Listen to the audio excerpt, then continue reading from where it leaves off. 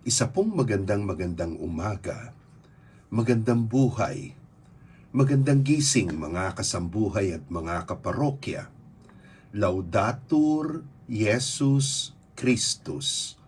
Purihin po natin ang ating Panginoong Jesucristo at Ave Maria, pagbati sa mahal na Inang Maria. Lalo-lalo na po at ngayon ay araw ng Sabado. Sabado ng mahal na ina.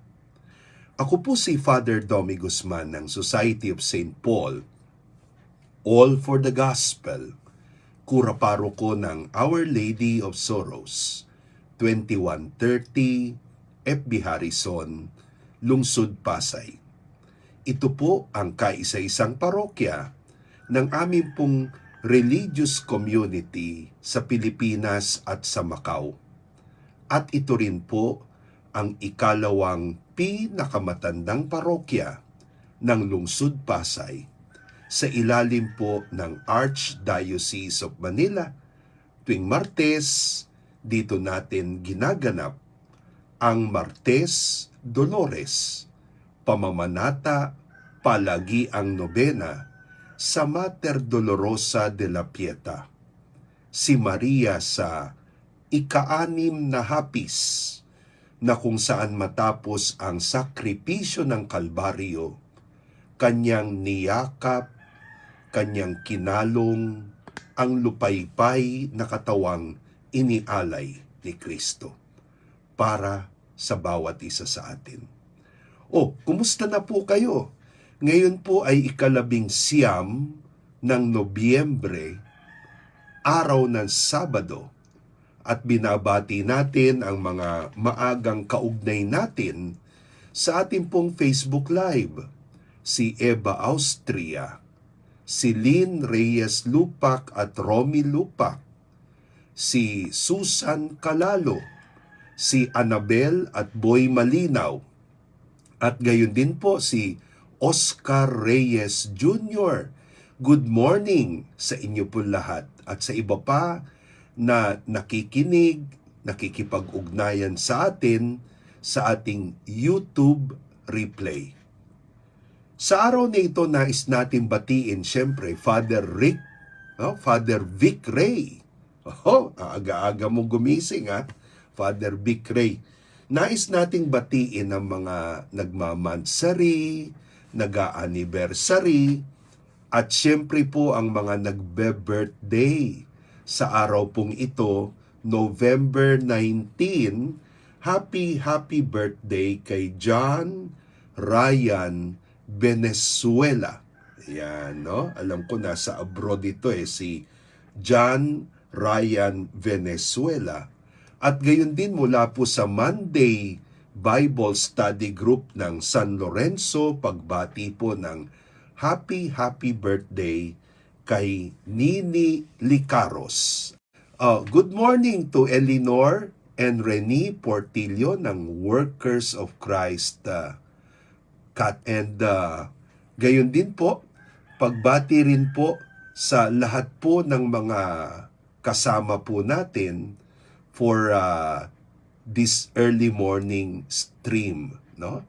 Medyo hindi po maganda yung ating pong signal, kaya po medyo tiis-tiis kung nagkakaroon po ng interruptions ng kaunti.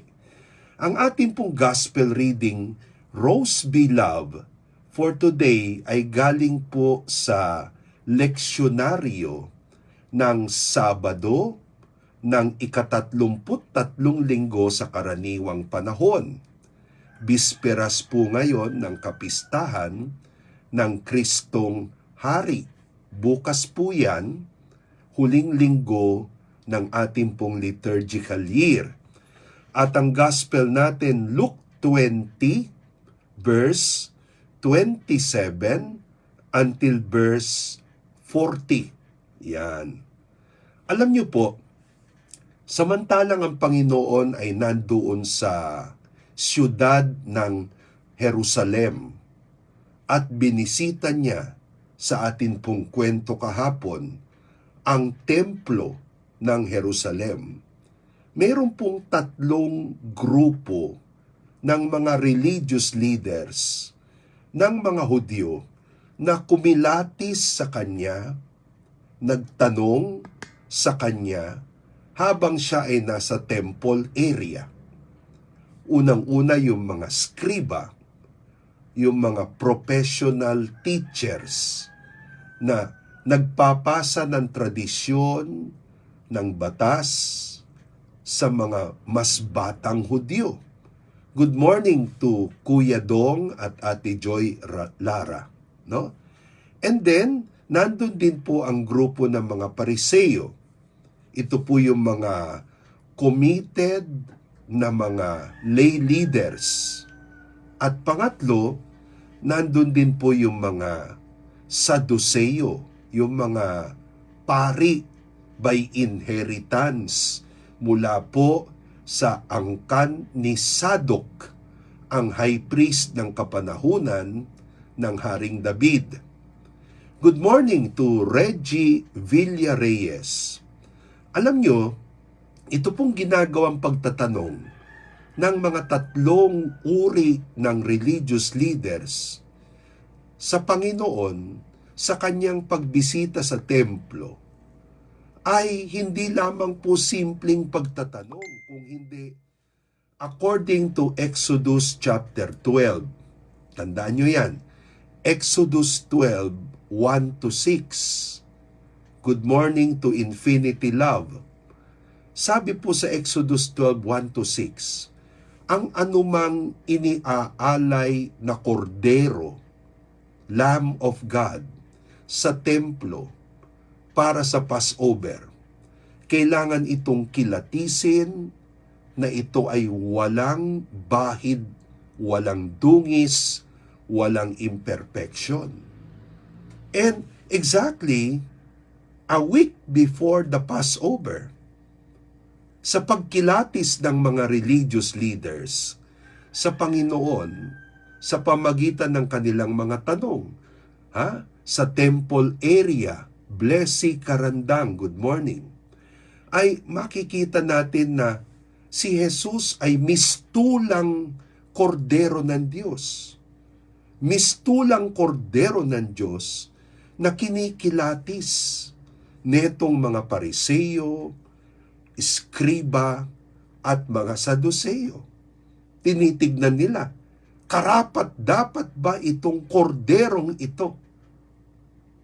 Hindi nila alam, they were doing a service to the plan of God.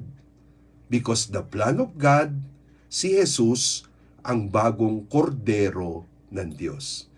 Sa kwento po natin sa araw na ito, tampok ang pagtatanong at pagkilatis ng mga Saduseo at nais nilang ipakita na absurd yung teaching about the resurrection. Alam nyo, itong mga Saduseo, bagamat sila po'y mga pari, hindi sila naniniwala sa muling pagkabuhay. Di na basko, no? So, para sa kanila, ang pinaniniwalaan lang nila ay ang 5 aklat ni Moises, yung tinatawag na Pentateuch. At wala po dyan sa mga aklat na yan ang doktrina ng muling pagkabuhay pagkatapos ng kamatayan. At dahil po dyan, nais kutyain ng mga Saduseo itong doktrinang ito na pinaniniwalaan ng mga Pariseo sa pamagitan ng kanilang case study gamit po ang tinatawag na Deuteronomy 25, 5-10 o yung Levirate Law, yung batas tungkol sa brother-in-law. Ayon sa batas na ito, kapag ang nakatatandang kapatid na lalaki ay nag-asawa, subalit walang iniwan na tagapagmana, ang balo ay aasawahin ng susunod na kapatid upang sa ganon magkaroon ng tagapagmana. Sabi po ng mga Saduceo, granted na tama yung batas na yan ni Moses sa Deuteronomy 25, 5 to 10. Ano na ang mangyayari kung 7 magkakapatid napangasawa ang iisang balo, pero wala ni isa man ang nag-iwan ng tagapagmana sa kabilang buhay? Paano na yan kung may kabilang buhay?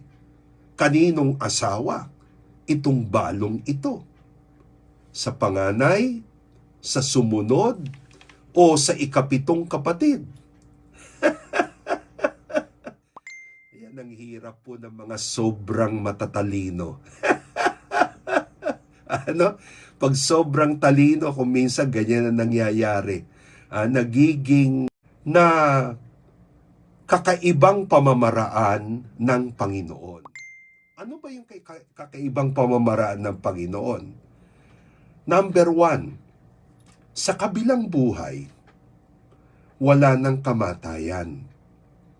Therefore, hindi na kailangan ang mag-anak. Therefore, wala na rin ang kasal. Sa kabilang buhay, walang kasal. Lahat tayo ay magkakapatid sa iisang pamilya ng Panginoong Diyos bilang Ama. Kaya nga, pansinin po ninyo, sa funeral rites, we only speak about brother or sister. Pangalawa, sa kabilang buhay, sabi po ng Panginoon, bagamat we maintain our identity, Elena Neng Portalesa, ay tayo po ay iisang pamilya na lamang. So wala na po yung kanya-kanyang kasal, wala na po yung kanya-kanyang pamilya, iisa na lang ang pamilya, no? At hindi na nga kailangan ang procreation sapagkat wala na ring mamamatay. Good morning to Darla and Neil Villaluna. But sabi ng Panginoon, the greatest proof na may resurrection pagkatapos ng buhay na ito ay nagpakilala ang Diyos kay Moises bilang Diyos ni Abraham, Diyos ni Isaac, Diyos ni Jacob, kahit na ang mga ito'y wala na sa mundong ito. So ibig sabihin, umiiral pa rin sila sa harap ng Diyos sa kabilang buhay. So yun po yun. Ano? Alam niyo po, sa pamagitan ng ebanghelyo natin ngayon, ipinapakita po na ang pagtawag sa Diyos, ang pananampalataya sa Diyos, nangangahulugan ng humilidad, kababaang loob, na isubmit sa Diyos ang ating limited na pag-iisip at limited na kaalaman. To call on God is to be humble and to believe that we have limits of reason, we have limits of knowledge, and only God is all-knowing. Ayan, ano? So sana po tayo po'y nakapagbigay ng liwanag, inspirasyon, at direksyon sa Sabadong ito ng atin pong pagninilay pagkagising sa umaga. Paki-like, paki-share, paki-post, paki-repost sa inyong pong timeline, sa timeline ng parokya, sa timeline ng barkada, sa timeline po ng inyong mga faith-based communities. Paki-like, paki-share, at ipakilala po natin ang ating evangelization platforms. Sa YouTube, Pagkagising sa Umaga. Hindi pala. Sa YouTube, ang channel natin ay Domi Guzman. Sa Facebook at Viber, ang ating community page, Pagkagising sa Umaga. Doon po sa mga gustong sumuporta sa ating online initiatives, ang ating GCash, 0917-819-2961. At kumakatok tayo sa mga pinagpalang anak ng Diyos. Sana po ay tulungan nyo na tuloy-tuloy ang ating pagpapagawa, pagpaayos, pagpapaganda ng ating dambana sa Mater Dolorosa de la Pieta. Pakikontak po kami sa messenger account ng parokya, no? Our one word, no space, Our Lady of Sorrows, .parish. At amin pong sasabihin sa inyo kung paano po ipapadala ang inyong donations at inyong love offerings. Yan. Ngayon naman ay nais po nating batiin ang isa na namang grupo ng ating virtual parishioners, no? Ang Workers of Christ Community. Joey Didit Jacob, Leonie Bautista at Arlette Mendoza, Ram at Mabik Selim, Nilo at Derl Dario, kasama po si Tash at si Darren, si Sam Dario, si Arlene at Paulo Sarmiento at si Mama Esther Sarmiento na nakasama natin sa Holy Land, si June at Gina Amanda. Pagbati rin kay Jen Castillo, alam ko nasa Holy Land ito ngayon at si Catherine Lee. Gayon din po, pagbati kay Jess at Carmi Dakayan, Malu Gonzales at Hil Santos, Ruby Jean Yu, James at Moises, Jing at Christine Pascual, kasama si Rina Feria, si Mario at Ofi de la Peña. Good morning, Rose B. Love. At si JR at May Villalobos. Gayon din po si Feli Gas Leonardo, Eric Catitiotico, Ami Gustilo, Susan Lacson, Susan Reyes, Antoinette Magalion, Rene at Eleanor Portillo. Good morning at blessing sa Nicolas family, Ferdy, Agnes at Cecilia, at gayon din po si Ellen at Mark Lester Causo, kasama po ang Mami SP Anino. Ayan. Pagbati rin kay Tita Medi Villanueva at sa Diyos Mabalos po Foundation at sa lahat po ng outreach sa Shelmed Bicol at Shelmed Manila. Okay. So, nako, tama, ano? Elena, medyo masama nga ang atin pong colds, nag-a-adjust tayo. Thank you for the concern, no? Elena, thank you. So, sa inyo pong lahat na kasama natin ngayong umaga, maraming salamat. Salamat po kay Sister Lynn Reyes Lupak at Kuya Romy Lupak ng Agartha Dragon Fruit Farm. At good morning to Father Alan Abuan, dyan po sa Archdiocese ng Lingayen, Dagupan. At gayon din po ay maraming salamat din kay Attorney Rafi Rodriguez at Pearl Rodriguez ng Girasol, Tagaytay. Tayo po ngayon ay manalangin in the name of the Father and of the Son and of the Holy Spirit. Amen.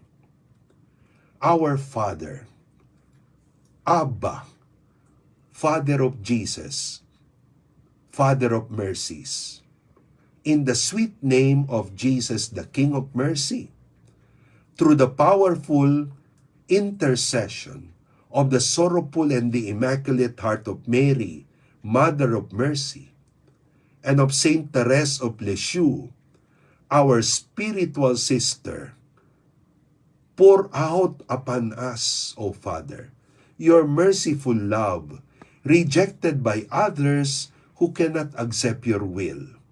Let us console you in our darkness, in our littleness, in whatever circumstances we are in today. And to spend the day well. Dear sweet Mother Mary, keep your holy hand upon me Guard my mind, my heart, my senses, that I may never commit sin. Sanctify my thoughts, affections, words, and actions, that I may please you. And your Pilipino, agbyag ka nga husto. Pilipino, agbyag ka nga hususto. Pasensya po sa internet ngayong umaga, paputol-putol, ha? So anywhere we go, ha? Be people with a heart. Okay? So, good morning to Brother Benji Dato. Hanggang bukas po. God bless you.